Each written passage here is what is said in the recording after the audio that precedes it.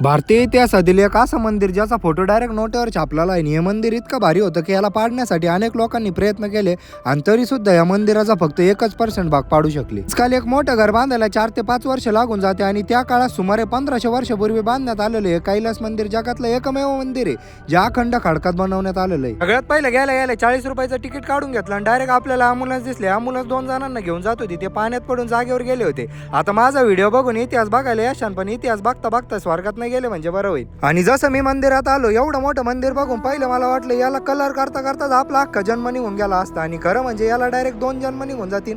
एवढं मंदिर बांधायला 2 पिढ्यांनी काम केलेलं आहे आणि मध्ये मस्तपैकी ना शिवलिंग ठेवलेलं आहे. आता त्या काळात कोणती पण मशीन नसताना त्या लोकांनी एवढं भारी मंदिर बांधलंय. मग मला हाच विचार पडला होता की ते लोक जास्त पुढे होते का आपण त्यांच्यापेक्षा जास्त पुढे आहे. तो विचार करता करता सगळं मंदिर बारीक पाहत होतो. पण खरंच एकच नंबर मंदिर आहे. उगाच नाही अख्ख्या जगभरातून लोक याला बघायला येते. मग मस्तपैकी आमचं मंदिर बघून झालं ना, आम्ही डायरेक्ट निघालो घराच्या दिशेने. हे दोघं जण आपल्या व्हिडिओमध्ये यायला एवढे इच्छुक होते का डायरेक्ट भांडणं करायला लागले. मग दोघांना पण घेतलं. बाहेर आल्यावर आपल्याला डायरेक्ट एक बुटकी मैत्रीण भेटली. तिला बुटके म्हणलं म्हणून इतका राग आला होता का डायरेक्ट लाजत होती. बाकी तुम्हाला एवढे भारी भारी व्लॉग बघायचे असेल तर पटकन दिशी मुकुल साबळेला फॉलो करून टाका. संपला विषय.